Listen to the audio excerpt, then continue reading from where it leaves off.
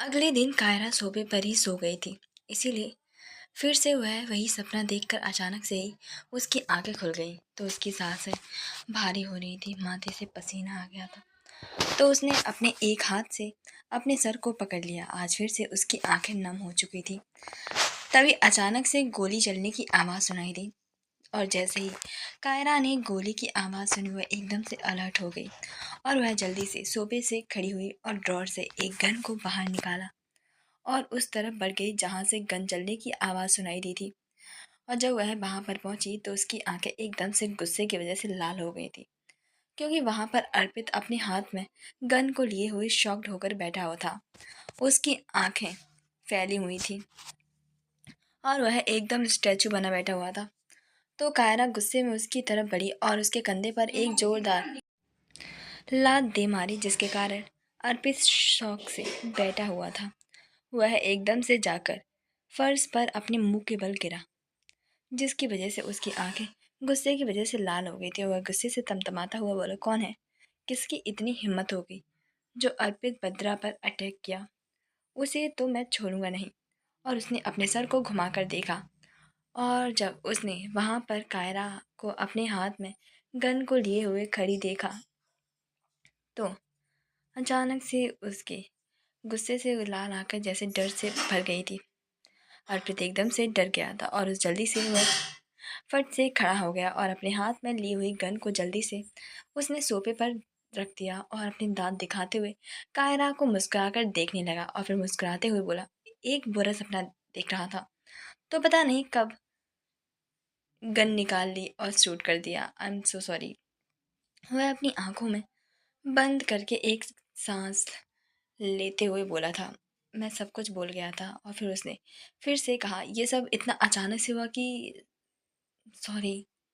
और फिर उसने ज़्यादा कुछ भी नहीं बोल पाया और उसने अपने चेहरे को नीचे कर लिया था जैसे वह कोई मासूम सा बच्चा हो। वहीं कायरा का चेहरा गुस्से की वजह से लाल हो गया था और उसने गुस्से के साथ कहा, अभी के अभी मेरे अपार्टमेंट से बाहर निकलो, get out from my house. और जैसे ही अर्पित ने उसकी कही हुई बात सुनी, वैसे ही वह एकदम से हैरान हो गया और उसकी तरफ अपनी आंखों में बड़ी बड़ी करके देखने लगा। फिर उसने जल्दी से लेकिन लेकिन जल्दी से कहा, लेकिन। और उसके लेकिन वर्ड को सुनते ही कायरा ने जल्दी से जाकर उसके कॉलर को अपनी लेफ्ट हैंड से पकड़ा और उसे खींचकर अपार्टमेंट से बाहर निकाल दिया। उसके मुंह पर ही दरवाजे को बंद कर दिया। दरवाजे को बंद करने के बाद वह इरिटेट होकर बोली, बेवकूफ़, और अपने मुंह रूम की तरफ चली गई। वहीं अर्पित गुस्से से दरवाजे को घूर रहा था और उसने गुस्से से कहा, हॉटेस्ट गर्ल, मैंने तुम्हारी जान बचाई और तुम होगी ना, हो कि ना मुझे रात को अच्छी तरीके से ट्रीट किया और ना ही सावे, और साथ ही साथ मुझे धक्के मारकर भी अपार्टमेंट से बाहर निकाल दिया। मुझे तुम्हें बचाना ही नहीं चाहिए था, तब भी मैं तुम्हें देखता। और उसने गुस्से से एक जोरदार लात गेट पर दे मारी, जिसके कारण उसका चेहरा एकदम से पीला पड़ गया था, क्योंकि उसके पैर में अचानक से काफ़ी तेज दर्द होने लगा था। और उसने जल्दी से अपने पैर को अपने दोनों हाथों से पकड़ लिया और गुस्से से बोला, मेरा पैर सबके सब हार्टलेस है, इसका दरवाज़ा भी। तभी बगल वाले अपार्टमेंट का दरवाज़ा खुला और उसमें से करण बाहर निकला। और जब उसकी नज़र अर्पित पर पड़ी तो उसकी आंखें छोटी हो गई। वहीं अर्पित ने जल्दी से अपने पैर को नीचे कर लिया और एटीट्यूड से खड़ा हो गया, जबकि उसके पैर में काफ़ी तेज दर्द हो रहा था और यह उसके चेहरे पर साफ दिखाई दे रहा था। लेकिन फिर भी उसने खुद को कंट्रोल किया और फिर उसने करण की तरफ देखा और फिर उसकी तरफ बढ़ गया और उसकी तरफ अपनी तिरछी निगाहों से देखते हुए बोला, करण कपूर, कपूर फैमिली के सबसे छोटे बेटे, लेकिन आप यहाँ क्या कर रहे हैं? और उसकी बात को सुनकर करण ने उसकी तरफ थोड़े गुस्से के साथ देखा और फिर उसे घूरते बोला, आप भी तो यहीं पर हैं, और वैसे भी वह आपकी कौन है?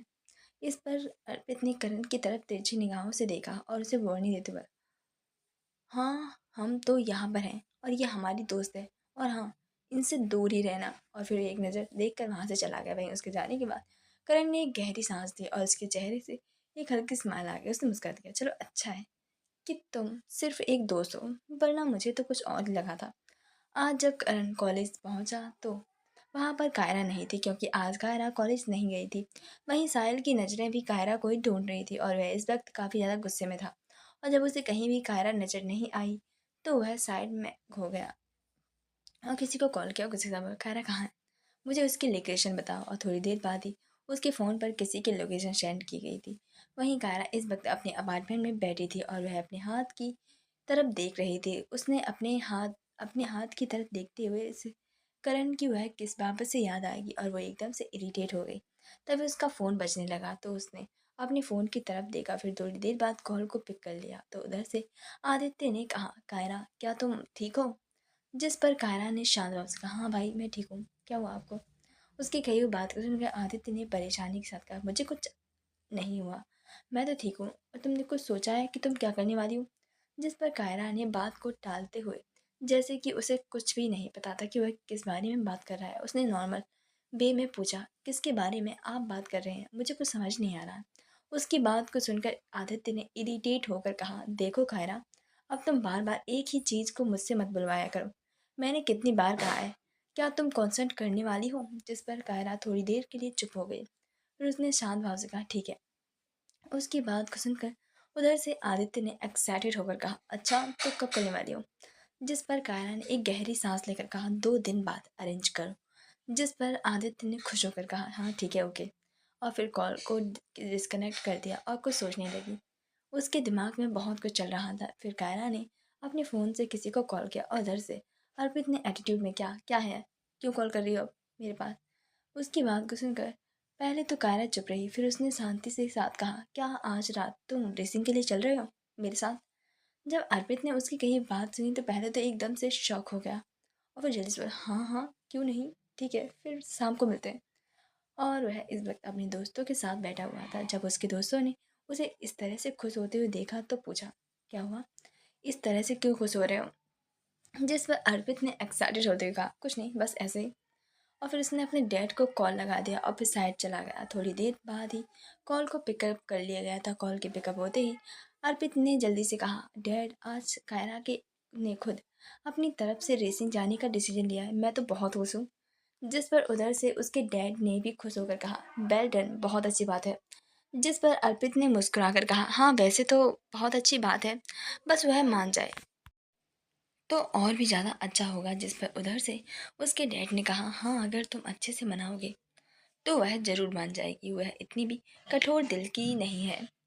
जब अर्पित ने यह सुना तो उसे एकदम से कायरा की कल वाली बात याद आ गई और यह याद आते ही वह जैसे गुस्से से भर गया, लेकिन वह कुछ कह नहीं सकता था। इसीलिए उसने कॉल को डिस्कनेक्ट कर दिया और फिर गुस्से में बोला, कठोर नहीं है, सीरियसली डैड, ये आपकी गलत फहमी है। वह कठोर दिल नहीं, वह तो बहुत ज़्यादा कठोर है दिल है, हार्टलेस गर्ल। रात के 11 बज रहे थे और कायरा और अर्पित दोनों एक दूसरे कार में बैठे हुए थे और कार दिल्ली के सबसे सुनसान और पहाड़ी इलाके पर थी।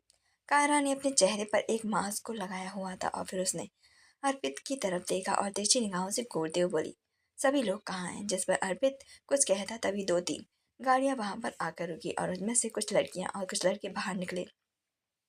फिर अर्पित के साइड वाले विंडो को खटखटाया तो अर्पित ने विंडो को नीचे किया। तभी उस लड़के ने उस कार के अंदर देखते हुए कहा, ओए फट्टू, आज तुझे ऐसा क्या हो गया जो तूने हम लोगों को यहाँ पर बुलाया है? तुझे हर बार हम लोगों से हारने में मजा आता है क्या?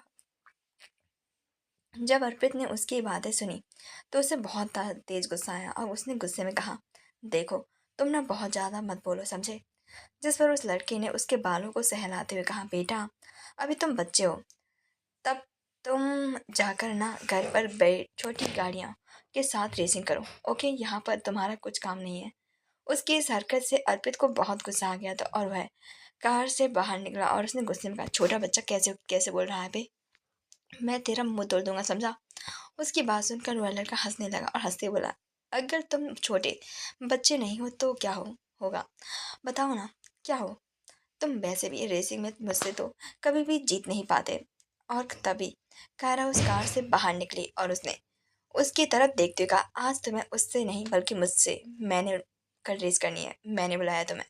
और जब उस लड़के ने कायरा की आवाज़ सुनी तो उसकी तरफ देखा। वह लड़का देखने में काफ़ी हैंडसम था। वह उसके गले और हाथों पर टैटू थे। उसने एक वाइट टी शर्ट और ब्लू कलर का टाइट जीन्स पहन रखा था और उस पर एक लेदर की जैकेट पहन हुआ था। उसने कायरा को ऊपर से नीचे देखते हुए कहा, अब तुम कौन हो और फिर वह जोर जोर से हंसने लगा और हंसते हुए, देखो बे, आज हमसे मतलब दिल्ली के सबसे मशहूर रेसर विनोद बजाज से कोई लड़की रेसिंग करने आई है। उसकी इस बात सुनकर वहाँ उसके साथ आए हुए सभी लोग भी हंसने लगे थे। वहीं अर्पित को बहुत गुस्सा आ गया था और वह कुछ कहता उससे पहले ही कायरा ने उसके हाथ को पकड़ लिया, जिस पर अर्पित ने उसकी तरफ देखा और कायरा ने उसे कुछ भी ना करने के लिए कहा। यह देखकर अर्पित ने उसे अपने हाथ की मुट्ठी को कसकर बांध लिया था। कायरा ने उसकी तरफ देखते हुए कहा, तुम इस शहर के सबसे मशहूर रेसरों में हो, इसीलिए तो मैं यहाँ आई हूँ। अगर तुमने अपने तारीफों के पुल बांध लिए हों तो क्यों ना मेरे साथ एक राउंड करो, तब देखते हैं। और अगर मैं लड़की हूँ तो तुम मुझे कमज़ोर समझते हो, तो ये तुम्हारी सबसे बड़ी भूल है। और मुझे तुमसे बातें करने में कोई इंटरेस्ट नहीं है। तो बातें करने से ज़्यादा क्यों ना हम रेसिंग पर फोकस करें। कायरा की ऐसी बातें सुनकर वह लड़का भी गुस्से में आ गया था और उसने गुस्से के साथ कहा, क्यों, तुम्हारी हिम्मत कैसे हुई मुझसे मतलब मुझसे जुबान लड़ाने की। उसकी बात को सुनकर कायरा ने उसकी तरफ देखते हुए कहा, हिम्मत तो मेरी बहुत है। अगर तुम में इतनी हिम्मत है तो मेरे चैलेंज को एक्सेप्ट करो। जिस पर विनोद ने गुस्से में कहा, ठीक है, मैं तुम्हारा चैलेंज एक्सेप्ट करता हूँ। अगर मैं तुमसे हारा तो मैं तुम्हारे आगे अपने घुटनों को टेक दूंगा, लेकिन अगर तुम मुझसे हार गई तो फिर। वह रुक गया और उसके चेहरे पर एक और भी बड़ी मुस्कान आ गई थी। मुझे आज तक किसी भी लड़की ने चैलेंज नहीं किया है और वह तुम पहली बार हो। मुझे काफ़ी इंटरेस्टिंग लग रहा है जिससे मुझे चैलेंज किया है, इसीलिए अगर तुम हार गई तो तुम मेरे साथ एक रात बितानी होगी। और जब यह अर्पित ने सुना तो वह उसका पारा हाई हो गया था। उसने गुस्से से जाकर विनीत के कॉलेज को कसकर पकड़ लिया और गुस्से से बोला, तेरी हिम्मत कैसे हुई ऐसी घटिया बात बोलने की। तभी कायरा की आवाज़ आई, ओके ठीक है। जब विनोद ने उसकी हाँ सुनी तो उसके चेहरे पर एक मुस्कुराहट आ गई थी और उसने अपने कॉलर को अर्पित के हाथों से दूर झटक दिया और कायरा की तरफ देखकर मुस्कुरा कर बोला, ओके बेबी। जब कायरा के ने उसके मुंह से बेबी वर्ड सुना तो उसकी आंखें जैसे गुस्से से लाल हो गई थी और उसने विनोद ने जब कायरा की आंखों में देखा तो उसके चेहरे पर एक मुस्कान आ गई थी और उसने कहा, क्या हुआ, तुम्हें मेरा बेबी बुलाना पसंद नहीं आया। और फिर जोर जोर से हंसने लगा था। अर्पित को उसकी बात सुनकर काफ़ी ज़्यादा गुस्सा आ रहा था। उसका सर गुस्से के मारे अब फटने की कगार पर पहुंच चुका था और उसने गुस्से से कहा, देख, अपना मुंह बंद कर, वरना तू मुझे जानता नहीं है। मैं तेरी वह हालत करूंगा जो तू कभी सोच भी नहीं सकता है। उसकी कही हुई बात को सुनकर विनोद ने उसकी तरफ अपना हाथ दिखाते हुए हंसते हुए कहा, लो, बेचारे को गुस्सा आ रहा है कि कोई उसकी गर्लफ्रेंड को परेशान कर रहा है। अब वैसे भी तू मेरा बिगाड़ी क्या लेगा, हाँ। जिस पर अर्पित से रहा नहीं गया और उसने झट से उसे कॉलर से पकड़ लिया और गुस्से के साथ बोला, अपने मुंह से बकवास बातें निकालना बंद कर दे, वरना मैं। तभी कायरा ने उसके हाथ को उसके कॉलर से हटा दिया और घूर कर अर्पित को देखा, जिसके कारण अर्पित ने जल्दी से अपनी नज़रों को नीचे कर लिया था। तो यह देखकर नॉन ने देखा तो वह और भी ज़्यादा हंसने लगा था। तो कायरा ने उसकी तरफ अपनी लाल आंखों से देखा और बोली, क्या तुम अब रेस स्टार्ट करोगे या फिर ऐसे ही पागलों की तरह हंसते रहोगे। तो विनोद एकदम से चुप हो गया और उसकी आंखों में भी अब गुस्सा दिखाई देने लगा था। उसने गुस्से के साथ कहा, ठीक है। तो कायरा कार की तरफ जाने लगी। तभी विनोद ने फिर से कहा, एक मिनट, पहले तुम अपना चेहरा तो दिखाओ। ऐसे मजा नहीं आ रहा है, मैं भी तो देखूं कि ऐसा क्या छुपा हुआ है इस चेहरे के पीछे जो तुमने ऐसे मास्क लगा रखा है। तो कायरा ने एक कदम वहीं पर रुके और उसने मुड़कर विनोद की तरफ देखा। हुआ पहले से ही काफ़ी ज़्यादा गुस्से में थी। उसने गुस्से से अपनी सीरियस वॉइस में कहा, क्या तुम मरना चाहते हो जो तुम्हें मेरा चेहरा तुम्हें देखना है। जब विनोद ने उसकी बात सुनी तो वह थोड़ा सा डर गया था, क्योंकि कायरा की आवाज़ काफ़ी ज़्यादा पावरफुल साउंड सुनाई दे रही थी।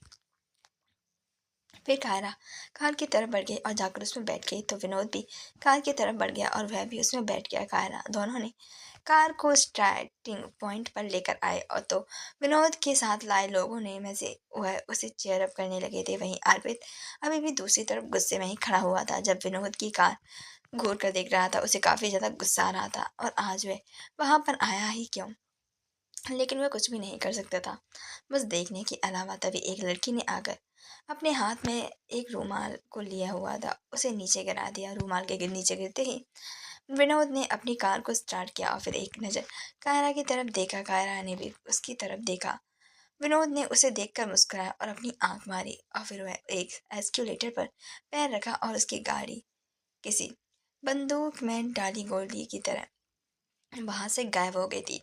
वहीं कारा ने अभी तक अपनी कार को स्टार्ट तक नहीं किया तो वह पैसेंजर सीट पर वैसी ही वैसी बैठी हुई थी। उसने अपनी नज़रों को पूरी कार में दौड़ाया। उसने ब्रेक्स और एस्केलेटर को देखा और फिर उसकी आंखों में जैसे कुछ पुरानी सी यादें तैर गई थी। फिर थोड़ी देर तक उसने अपने सर को झटका और सोचने लगी कि वह एक वक्त में कोई ऐसी वैसी नहीं थी बल्कि रेसिंग इंडस्ट्री की क्वीन केवी के नाम से मशहूर थी, जिसे कोई भी नहीं जानता था कि वह कौन है, कहाँ से आई है, कैसी दिखती है, कि कोई भी नहीं। लेकिन सभी को इतना पता था कि केवी एक रेसिंग क्वीन है जिसे आज तक कोई भी नहीं हरा पाया है। रेसिंग उसकी हॉबी थी, एक ऐसी हॉबी जिसके लिए वह काफ़ी ज़्यादा पैशनेट थी, जिसे वह काफ़ी ज़्यादा पसंद भी करती थी। रेसिंग की वजह से ही उसके चेहरे पर एक मुस्कुराहट आ जाती थी। लेकिन एक बार उस पर ही यह इल्ज़ाम लगा दिया था कि वह कार को ड्रग्स लेकर ड्राइव करती है, और यह सब किसी और की वजह से नहीं बल्कि अर्पित की वजह से ही हुआ था। उसे कायरा की से ही काफ़ी ज़्यादा नफ़रत थी, क्योंकि हमेशा उसके डैड कायरा को ही काफ़ी ज़्यादा भाई भाई करते रहते थे, हमेशा उसकी तारीफ़ करते रहते थे। इस सब से तंग आकर अर्पित काफ़ी ज़्यादा इरिटेट हो चुका था और उसे कायरा से काफ़ी ज़्यादा नफ़रत हो चुकी थी, और इसी नफ़रत के चलते उसने उसे रेसिंग इंडस्ट्री से ही बैन करवा दिया था। लेकिन ये बात सिर्फ रेसिंग के हाई अथॉरिटी को ही मालूम थी और इस बात को सभी को नहीं बताया गया था, क्योंकि कायरा एक काफ़ी बड़ी सोशल वर्कर थी। अगर यह बात सभी को पता चलती तो काफ़ी बड़ा हंगामा क्रिएट हो जाता। इसलिए उन्होंने इस बात को सीक्रेट रखना ज़रूरी समझा, और उस वक्त से ही कायरा अर्पित से काफ़ी ज़्यादा चिड़चिड़ी रहती थी और उसे सबसे ज़्यादा गुस्से ही उसे आता था। और ये करने के बाद अर्पित को भी सच्चाई का पता चल चुका था कि कायरा कोई ऐसी वैसी लड़की नहीं थी।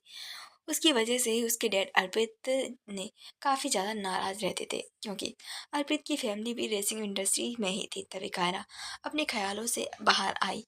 वहीं कायरा बाहर खड़े हुए लोग अभी भी हंस रहे थे, क्योंकि कायरा ने अभी तक कार को स्टार्ट नहीं किया था, जबकि विनोद की कार कब की यहाँ से निकल चुकी थी। वहीं अर्पित भी काफ़ी परेशान हो रहा था कि अभी तक कायरा ने कार को स्टार्ट क्यों नहीं किया है। कायरा ने अपने हाथ को स्टीयरिंग व्हील पर रखा। उसकी कार पर हाथ रखते ही जैसे उसके हाव भाव बिल्कुल ही बदल गए थे और उसके चेहरे पर एक अजीब सी मुस्कुराहट साफ देखी जा सकती थी। उसने अपने मास्क को हटा दिया था। उसकी आंखें किसी तारे की तरह टिमटिमा रही थी। वहीं सभी लोग हंस रहे थे और कायरा पर कमेंट कर रहे थे कि तभी कायरा ने कार को स्टार्ट किया। कायरा ने कार को काफ़ी तेज़ी से स्टार्ट किया था। तभी पलक झपकते ही कायरा की कार उन सभी की आंखों के जैसे सामने से जैसे गायब हो गई थी, और वहां पर रह गया था तो सिर्फ और सिर्फ धूल। ये देखकर तो सभी लोग हंस रहे थे। अब उन सभी लोगों की आंखें ही खुली की खुली रह गई थी और अपने मुंह को खोले हुए उस तरफ ही देखे जा रहे थे जिस तरह कायरा की कार गई थी। लेकिन उनके सामने सिर्फ धूल के अलावा और कुछ भी नहीं था। वहीं दूसरी तरफ विनोद, जो कि अपनी कार में बैठा हुआ था, काफ़ी ज़्यादा खुश हो रहा था, क्योंकि उसने अभी तक कायरा की कार को अपने आसपास तक नहीं देखा था। उसके चेहरे पर एक अलग ही मुस्कान नजर आ रही थी और उसने मुस्कुराते कहा, विनोद ठाकुर से टक्कर लेनी चली थी, शायद वह जानती नहीं है कि आज तक कोई भी मुझे रेस में हरा नहीं पाया है। और वह काफ़ी ज़्यादा रिलैक्स होकर कार को चलाने लगा था। तभी अचानक से उसके बगल से न जाने क्या चीज़ निकली। वह उसे देख ही नहीं पाया था, क्योंकि वह किसी हवा की तरह ही गायब हो चुकी थी और रह गई थी तो सिर्फ धूल, और वह कुछ और नहीं बल्कि कायरा की कार थी। विनोद तो कुछ दिखाई ही नहीं दिया था। वह बस शौक से आगे की तरफ देख रहा था। वहीं कायरा अपनी कार में इस वक्त एक अलग ही पर्सनालिटी में नजर आ रही थी। जैसे जैसे उसकी कार की स्पीड बढ़ती जा रही थी वैसे वैसे ही उसके चेहरे पर एक मुस्कान भी खिलती जा रही थी। उसकी आंखें जिसमें एक अलग ही तरह की चमक नजर आ रही थी। तभी उसने एक एकदम से अपनी ब्रेक्स को पैर पर लगा दिया और कार को स्पीड में होने के कारण ब्रेक्स लगने के कार एकदम से ऊपर उछली और एक हवा में बातें करते हुए वापस से जमीन पर जा टकराई। ऐसा होते ही कायरा के चेहरे की मुस्कान और भी बड़ी हो गई। उसने चंद मिनटों में ही फिनिश लाइन को क्रॉस कर दिया था, जो कि एक डैम था। उसने वह कार को काफ़ी स्मूथली ड्राइव कर रही थी और फिर उसने अपनी कार के स्टेयरिंग व्हील्स को एक झटके से घुमाया और जल्दी ही ब्रेक्स पर अपने पैरों को रख दिया, जिसके कारण एक जोरदार आवाज़ के साथ कार पहिए के घसीटते हुए रुके। और वहाँ पर पहले से ही सभी लोग मौजूद थे, जो कि सभी भूत बनकर खड़े हुए थे। उनके मुंह से कुछ आवाज ही नहीं निकल रही थी। सभी की आंखें फटी की फटी रह गई थी, क्योंकि किसी ने भी आज तक ऐसी टेक्निक को नहीं देखा था। और सबसे ज़्यादा हैरानी वाली बात तो ये थी कि अभी तक उन्हें विनोद की कार आसपास तक दिखाई भी नहीं पड़ रही थी, जबकि वह तो कायरा से पहले ही निकल चुका था। वहीं कायरा अपनी कार के दरवाजे को खोला और वह अपने चेहरे पर एक मुस्कुराहट लेकर बाहर निकली। उसको ने अपनी मास्क को वापस नहीं पहना और उसके कार से बाहर निकलते ही जैसे सभी लोग पागल हो गए थे और जोर जोर से सीटियां बजाने के साथ साथ तालियां भी बजाने लगे। वहीं अर्पित खुशी से उछलता हुआ कायरा के पास आया और झट से जाकर उसके गले से लग गया था और उसने एक्साइटेड होकर कहा, Kaira Kaira, you are winner, तुम जीत गई हो। वहीं कायरा उसके गले लगाने से इरिटेट हो गई और उसने जोर से उसे धक्का दिया, लेकिन इससे अर्पित को कोई भी फर्क नहीं पड़ा था और वह हंसता हुआ उसे ही देख रहा था। तभी थोड़ी देर बाद दी विनोद की कार भी वहां पर आकर रुकी। वह कार से बाहर निकला। उसे लगा था कि अभी तक कायरा वहां पर नहीं पहुंची होगी, लेकिन उसके चेहरे पर एक अलग ही स्माइल नजर आई। तभी उसकी नज़र सामने कायरा की कार पर गई और तो उसकी आंखें फटी की फटी रह गई थी और उसका मुंह भी खुला का खुला रह गया था। वह हैरानी के साथ कायरा की कार को देखने लगा। तभी उसकी नजरें भी जाकर कायरा पर गईं और जब उसने कायरा को चेहरे को देखा तो हक्का बक्का रह गया और मुंह खोले उसकी तरफ देखने लगा। उसके मुंह से धीरे से निकला, रेसिंग क्वीन केवी।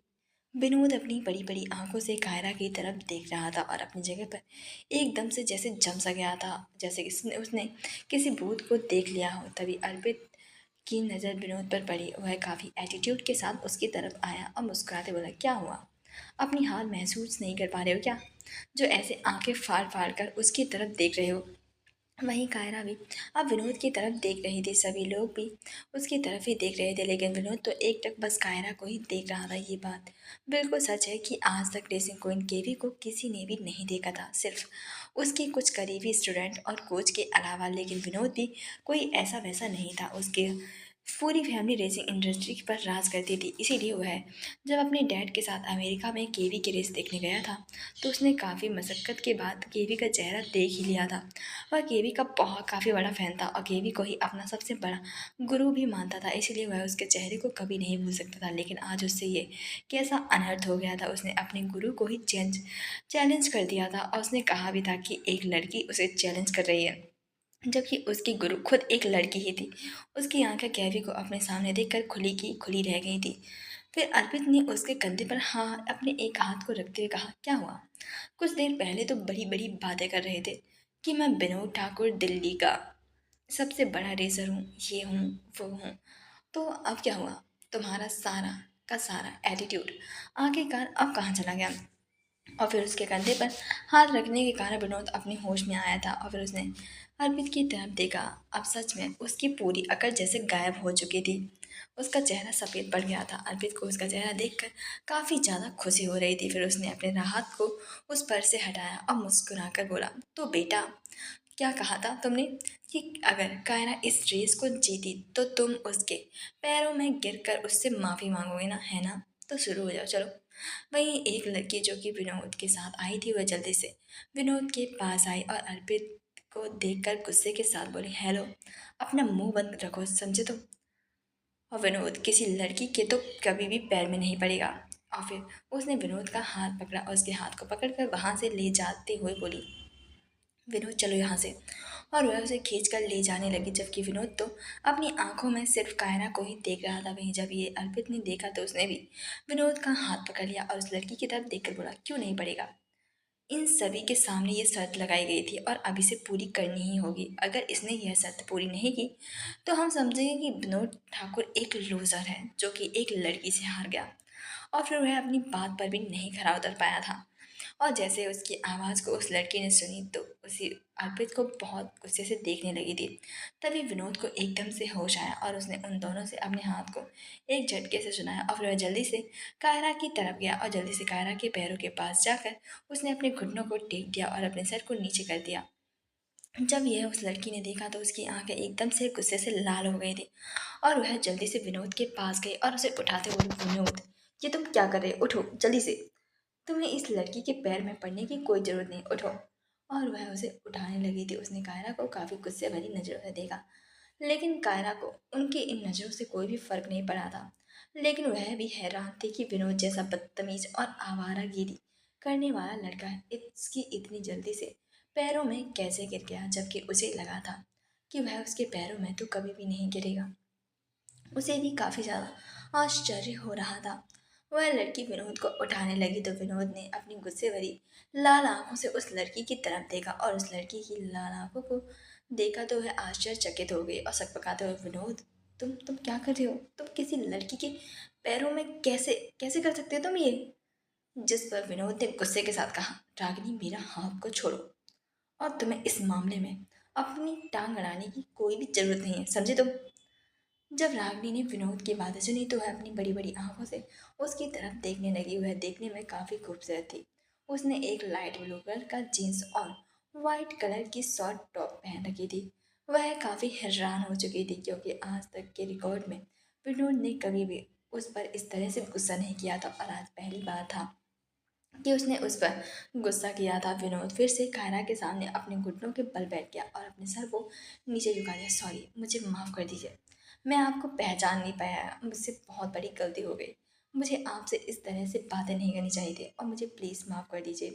प्लीज़, मुझसे बहुत बड़ी गलती हो गई। वह कायरा से बार बार माफ़ी मांगे जा रहा था। वहीं कायरा भी अब समझ चुकी थी कि वह उसे जानता है, और उसे इस तरह से देखकर अर्पित को काफ़ी ज़्यादा खुशी हो रही थी, और वह जल्दी से कायरा के पास आ गया था। वही विनोद के साथ आए हुए सभी लोग तो हैरान होकर खड़े होकर विनोद की तरफ ही देख रहे थे, क्योंकि विनोद ऐसा लड़का था जो कभी भी किसी के सामने नहीं झुकता था, फिर चाहे वह कोई भी क्यों ना हो। लेकिन आज ऐसा क्या हो गया था जो वह इस एक लड़की के सामने झुक गया था? वे सभी के सभी काफ़ी ज़्यादा हैरान और परेशान खड़े हुए थे।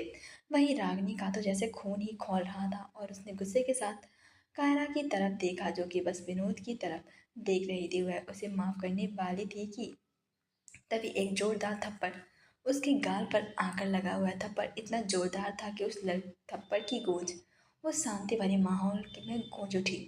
थप्पड़ पड़ने के कारण कायरा का चेहरा एक साइड हो गया था, जिसके कारण उसके खुले हुए बालों ने उसके चेहरे को ढक दिया था, और कायरा ने अपनी आंखों को बंद कर लिया था। वहीं सभी लोग एकदम से शॉक्ड रह गए थे, और अर्पित की भी हालत जैसे खराब हो गई थी, क्योंकि वह अच्छे से जानता था कि ये रागनी नहीं, बिल्कुल भी सही नहीं किया है, और वह अपनी मन ही मन रागनी के लिए प्रार्थना करने लगा था। और जब विनोद ने थप्पड़ की आवाज़ सुनी तो उसने अपने सर को उठाकर देखा, और जैसे ही उसे यह पता चला कि रागनी ने कायरा पर थप्पड़ मारा है तो उसका भी जैसे खून खौल गया था, और वह जल्दी से खड़ा हुआ और वह रागिनी को गुस्से से देखने लगा था, और गुस्से से कहा, रागिनी व्हाट इज दिस? तुम पागल हो गई हो क्या? तुम्हारी हिम्मत कैसे हुई उन पर हाथ उठाने की? जब रागिनी ने विनोद की कायरा को साथ लेते हुए देखा तो उसके हाथ की मुट्ठियां भिंच गई थी, और अब उसे भी गुस्सा आने लगा था। उसने गुस्से के साथ कहा, तुम्हें क्या हो गया है? तुम उसकी साइड क्यों ले रहे हो जब तुम मेरे बॉयफ्रेंड हो? कहीं तुम्हें मुझसे प्यार, इससे प्यार तो नहीं हो गया ना? या फिर तुम मुझे चीट करने के बारे में सोच रहे हो? और अगर ऐसा है ना तो मैं इसे जिंदा नहीं छोड़ूंगी। इसकी हिम्मत कैसे हुई तुम्हें झुकाने की? आज तक तुम किसी के सामने नहीं झुके, तो ये लड़की आखिरकार होती कौन है? इसकी हिम्मत भी कैसे हुई कोई तुमसे माफ़ी मंगवाने की? और वह कायरा को गुस्से से देखने लगी थी। जिस पर विनोद कुछ भी कहता उससे पहले ही कायरा ने अपने एक हाथ से अपने चेहरे पर आए हुए बालों को हटाया, और उसने अपने होठों पर आए हुए खून को साफ किया। फिर अपनी खूनी आंखों से रागिनी की तरफ देखा। जब रागिनी ने उसकी आंखों में देखा तो उसके पूरे शरीर में रोंगटे अचानक से खड़े हो गए थे। वही विनोद ने भी अपने सर को घुमाकर कायरा की तरफ देखा तो वह भी भौचक्का रह गया था, और सभी लोग भी शौक से भर गए थे। उससे पहले ही कायरा ने एक जोरदार लात रागिनी के पेट पर दे मारी, जिसके कारण रागिनी जाकर थोड़ी दूर पर गिरी, और उसके मुंह से एकदम से आह निकली, और कायरा के अंदर जैसे किसी आत्मा घुस गई थी। वह एकदम से बौखला गई थी, और ये देखकर अर्पित ने अपने मन में कहा, लो, कुछ ज़्यादा ही चपर चपर कर रही थी ना, अब भुगतो। इतनी बड़ी शैतान को जो जगा दिया है भगवान, इसकी रक्षा करना मैं तो बस यही कर सकता हूँ। और फिर कायरा गुस्से के साथ रागिनी की तरफ बढ़ी और गुस्से के साथ कहा, तुम्हारी हिम्मत भी कैसे हुई मुझ पर हाथ उठाने की?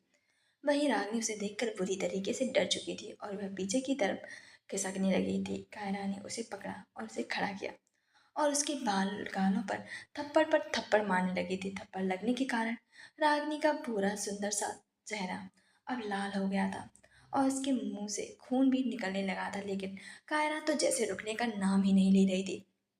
अब रागिनी की आंखें बंद चालू होने लगी। यह देखकर विनोद जल्दी से कायरा के पास गया और बोला, प्लीज आप उसे माफ कर दीजिए, प्लीज। तो कायरा ने उसकी तरफ अपनी लाल आंखों से देखा और जब विनोद ने यह देखा तो वह भी डर के मारे खड़ा हो गया था।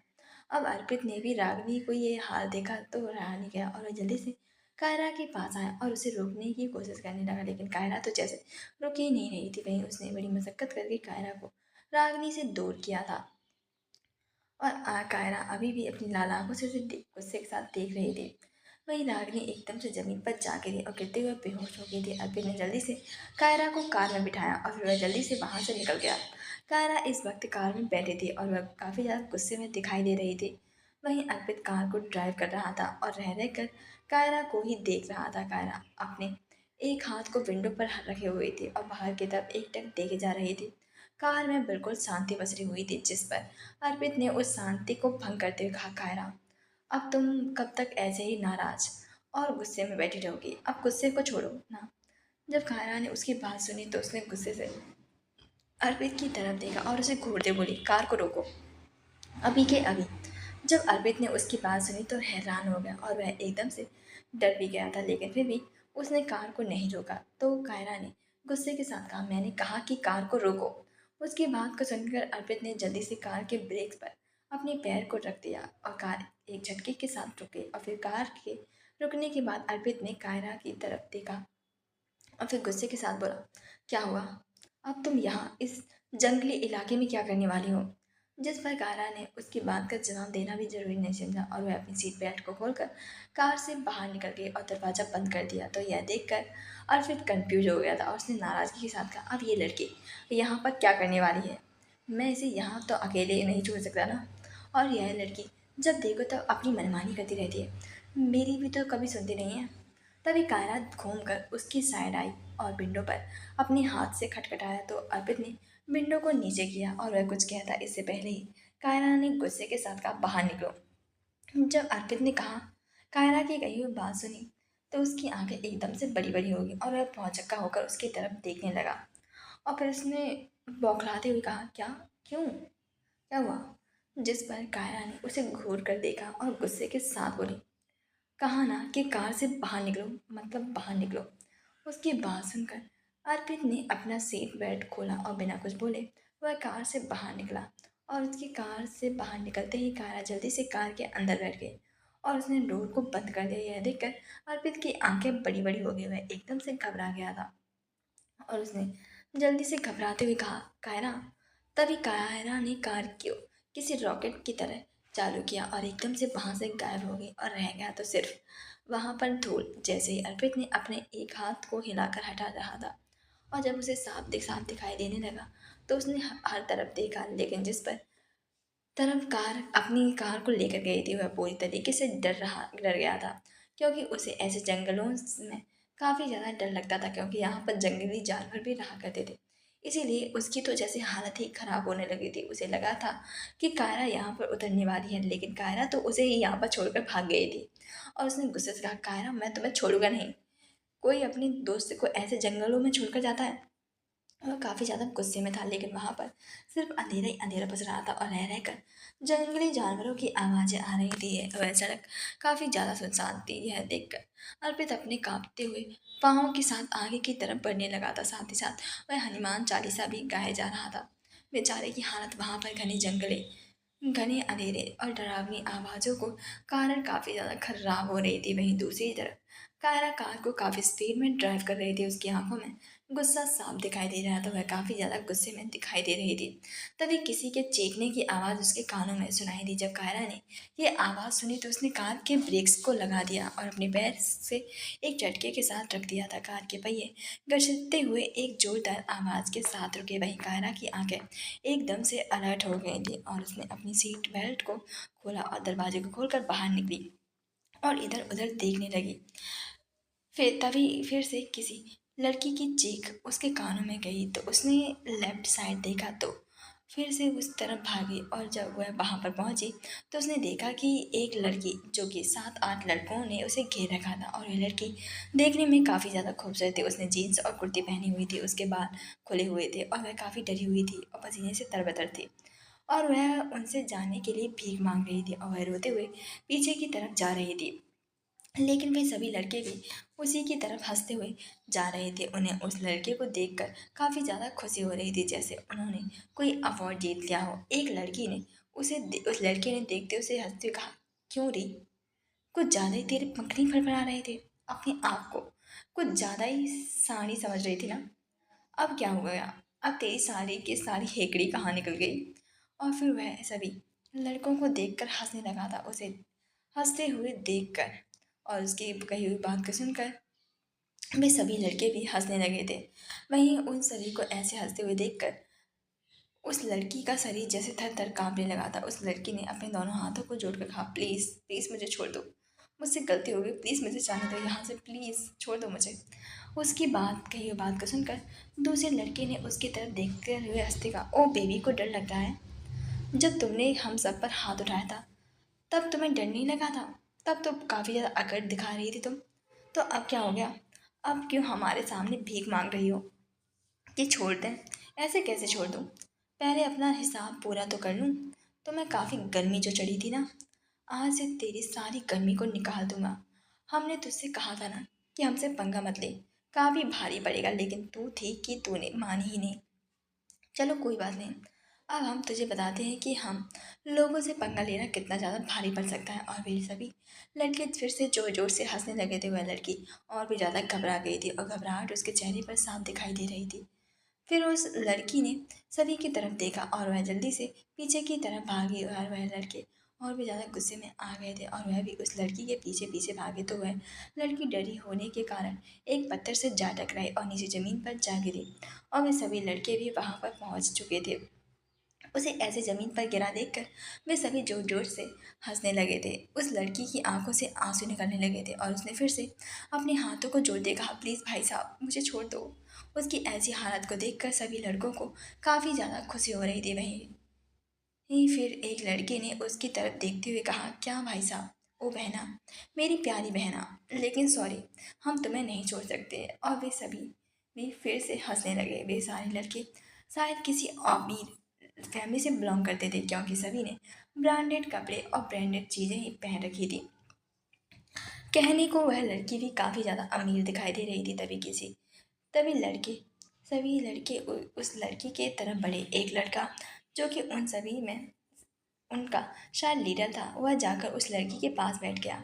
वह लड़की भी डर के मारे पीछे की ओर खिसकने लगी थी। यह देखकर उस लड़के के चेहरे के एक्सप्रेशन बिल्कुल ही बदल गए थे और उसने गुस्से से उस लड़की के बालों को पकड़ लिया और उस लड़की ने जो चुनरी को अपने गले में सट कर डाली हुई थी वह खींच कर दूसरी ओर फेंक दी थी। वह लड़की काफ़ी ज़्यादा रो रही थी और बार बार उसके सामने अपने हाथों को फैला रही थी और बोल रही थी कि प्लीज़ छोड़ दो मुझे, छोड़ दो। लेकिन वे सभी के सभी दरंदे थे जो उसकी बात को कहाँ मानने वाले थे, वो बिल्कुल भी नहीं थे, बल्कि वह और भी ज़्यादा ज़ोर ज़ोर से हंसने लगे थे। और जब अब उस लड़के का हाथ लड़की को टच करने ही वाला था कि तभी एक जोरदार लात उस लड़के के चेहरे पर पड़ी, जिसके कारण वह लड़का ज़मीन पर ढेर हो गया। और यह देखकर सभी की सभी एकदम से शॉक हो गए थे और सभी की आंखें खुली की खुली रह गई थी। सभी वहां पर अपनी लाल आंखों के लिए हुए खड़ी हुई कायरा को देखने लगे। कायरा पहले से ही काफ़ी ज़्यादा गुस्से में थी और जब उसने यह सब देखा तो उसका गुस्सा मानो सातवें आसमान पर पहुंच गया था। उसे ऐसे दरिंदों से सख्त नफरत थी। वहीं वह लड़की भी काफ़ी ज़्यादा हैरानी के साथ कायरा को देख रही थी। उसकी आंखों में अभी भी आंसू थे। कायरा ने उस लड़की को खड़ा किया और उसने उसे अपने पीछे कर दिया और एक एक करके सभी लड़कों को अपनी नज़रों को दौड़ाया। वह लड़का जो कि ज़मीन पर गिर गया था वह गुस्से के साथ खड़ा हुआ और गुस्से के साथ बोला, हे लड़की, तेरी इतनी हिम्मत कैसे हुई मुझ पर हाथ उठाने की? तू जानती भी नहीं कि मैं कौन हूँ? मैं यहाँ के सीएम का बेटा हूँ और तेरी हिम्मत कैसे हुई मुझ पर हाथ उठाने की? और वह गुस्से के साथ कायरा की तरफ बढ़ा और उसे मारने ही वाला था कि कायरा ने झटके से उसके हाथ को पकड़ लिया और एकदम से उसके हाथ को मरोड़ कर उसके पीठ पर लगा दिया और गुस्से से बोली, तुम यहाँ के सीएम के लड़के हो या पीएम के, लेकिन अगर किसी लड़की की इज्जत पर हाथ डालने की कोशिश करोगे तो मैं चुप नहीं रहूंगी। अब तुम्हारी हिम्मत कैसे हुई किसी लड़की की इज्जत पर हाथ डालने की तुम लोग खुद को काफी बड़े नेता समझते हो ना। आज मैं तुम्हारी सारी नेतागिरी निकाल कर दूंगी। और फिर गुस्से में उसके हाथ को छोड़ा और घूमकर एक जोरदार किक उसके पीठ पर दे मारी, जिसके कारण वह लड़का मुंह के बल जाकर जमीन पर गिर पड़ा था। वहां पर पत्थर और कंकड़ बिछे हुए थे, जिसके होने के कारण उसके खून निकलने लगा था और सभी के सभी लड़के हैरानी के साथ कायरा को देख रहे थे। उस लड़के ने चिल्लाते हुए कहा, यहाँ पर क्या तमाशा देख रहे हो? पकड़ो इस लड़की को यहाँ से बिल्कुल भी जाने मत देना, और मैं इसे आज छोड़ूंगा नहीं। इसकी हिम्मत कैसे हुई विपिन सिंघानिया पर हाथ उठाने की? पकड़ो इसे। सभी लोग एकदम से होश में आए और उससे के साथ कायरा की तरफ बढ़े। यह देखकर वह लड़की भी पूरी तरीके से डर गई थी, लेकिन कायरा के उसकी तरफ एक बार भी नहीं देखा था। वह अपनी शर्ट की स्लीव्स को मोड़ने लगी। वैसे ही आज उसने काफ़ी ज़्यादा गुस्सा भरा था। वह आज अपना गुस्सा इन्हीं लोगों पर निकालने वाली थी। वो एक लड़का उसके आगे बढ़ा और उसके पेट पर किक करने वाला था कि तभी कायरा ने उसके हाथ को पकड़ा और एक जोरदार किक उसके घुटनों में दे मारी, और फिर उसने पैर को घुमाकर उसके गले पर एक जोरदार लात मारी, जिसके कारण वह लड़का अपनी आंखों को खुले हुए जमीन पर ही ढेर हो गया था। फिर दूसरे लड़के ने जब कायरा को मारने के लिए हाथ उठाया, लेकिन यह देखकर कायरा ने उसके हाथ को एक जोरदार वार किया और फिर उसके मुंह पर एक पंच दे मारा, जिसके कारण उस लड़के की नाक से खून निकलने लगा था। और वह कुछ और भी करता उससे पहले ही कायरा ने एक एक उसके दोनों पैरों के बीच उसके लोअर पार्ट पर दे मारी, जिसके कारण उस लड़के का चेहरा पीला पड़ गया था और वह अपनी पार्ट को पकड़े हुए ही जमीन पर ढेर हो गया था। कायरा काफी गुस्से में दिखाई दे रही थी और उसने एक एक करके सब लड़कों को धूल चटा दी थी। सभी की हालत मरने से भी ज़्यादा बदतर हो चुकी थी। कायरा ने उन लोगों को इतना धोया था कि सभी लोग खून से लथपथ हो गए थे। वहीं वह लड़की अपनी आंखें फाड़ कर यह सब कुछ देख रही थी। सभी लड़कों की धुलाई करने के बाद कायरा का थोड़ा गुस्सा कम हुआ था और अब उसे काफ़ी ज़्यादा रिलैक्स फील हो रहा था। फिर उसने उस लड़की की तरफ देखा जो कि काफ़ी देर से वहीं पर खड़ी हुई थी। उसने उसका हाथ पकड़ा और अपनी कार की तरफ ले गई और उसने जाकर उसे बिठा दिया। उस लड़की की नज़र कायरा को देखकर और अपने पास होने के कारण उसके मुंह में एक भी वर्ड नहीं निकल रहा था। फिर कायरा भी जाकर डाइनिंग टेबल पर बैठ गई और वह कार बिना कुछ देखे और उस लड़की की तरफ देखे ड्राइव करने लगी। तो आगे स्टोरी सुनने के लिए प्लीज़ चैनल को सब्सक्राइब जरूर करें। Thank you so much.